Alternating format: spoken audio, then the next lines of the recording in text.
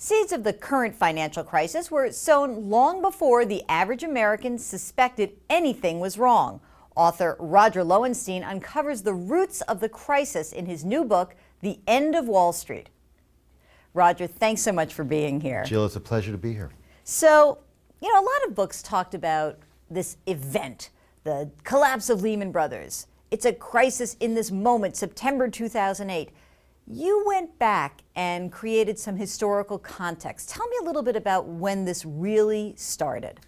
The more I got into it, the more I realized that this was not about an event. This didn't start in the summer of '08. By the time, right before Lehman went, foreclosures were up by a factor of 4. There had been 8 straight months of falling job totals. We were already in a terrible recession. Wall Street was in the tubes. We had record delinquencies. This had been happening and happening. You really have to go back to the last recession, 2001, and we came out of it, and Alan Greenspan takes rates down to 1%. And he leaves them there, and he leaves them there, and he leaves them there to 2004, which is 3 years into the recovery. What's happening? People like Angela Mozilla are going around saying, every American deserves a mortgage. The countrywide CEO. The countrywide with a great CEO. Tan. We should have been really doubtful about his abilities just from that tan. And the Gucci loafers. Exactly. And he has a wonderful slogan. He says, every American should get a mortgage. He's Johnny Appleseed, dropping mortgages in every yard. Even people, he says, who can't put any money down. When that made me think of Michael Milken in the 1980s, who said every company should get loans, right? Junk bonds, whoever they were. Capitalism without capital doesn't work. No. It's charity. And you mentioned Alan Greenspan. I just want to get back to him. Yeah, I like to beat up on him. I'm very good friends with Bill Fleckenstein, who wrote this book called Greenspan's Bubbles.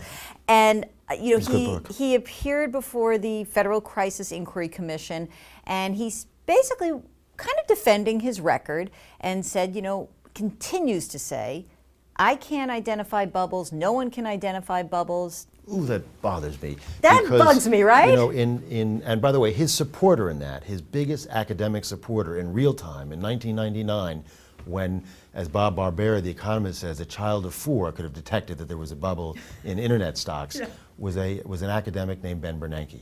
Okay, the two of these guys are really intellectual confreres. Why doesn't Alan Greenspan think you can ever identify a bubble? Because to Alan Greenspan, markets come from a state of nature. They're Rousseauian. They're almost God-given. They can't be wrong, okay? Only if the thing cracks and the market decides price is too high, well, okay, then they should come down. But no mere mortals. He really, he breathed this in at the lap of Ayn Rand, his guru back then.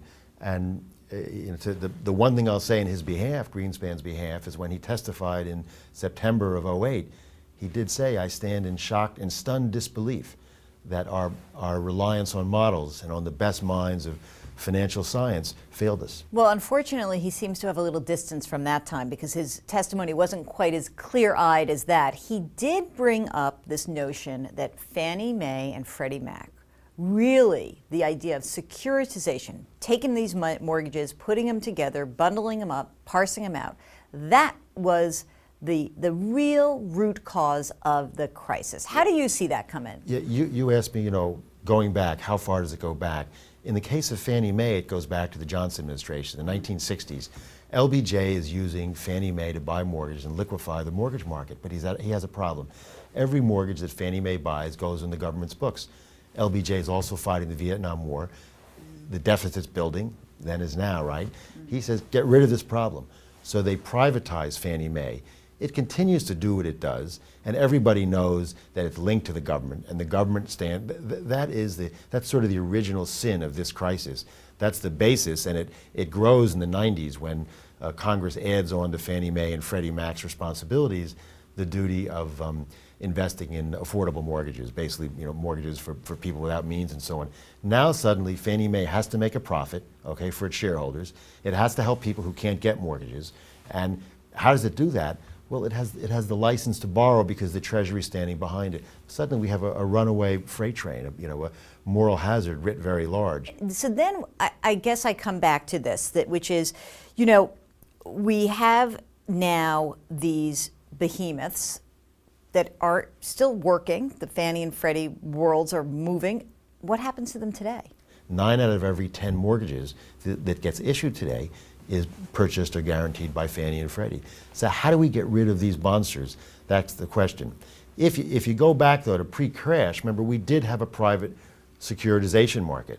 Right, it took over kind of in the mid-2000s, That's right. There were Lehman and other people out there secure bundling mortgages, and when we return to normal, they can do it again. I think the best solution for that, Fannie Mae and Freddie Mac charge a fee to securitize mortgages. If they were to say in advance that every quarter that fee goes up by a little bit, at some point, someone in the private sector is going to come in and say, I can do it for less. And we let them fade away. Now maybe the private sector people won't securitize all the mortgages that the government entities would have done because they don't have the government guarantee. They might not take the risk on people who did no-doc mortgages or whatever. Right. So much the better. We don't want to guarantee mortgages that shouldn't be guaranteed. Exactly.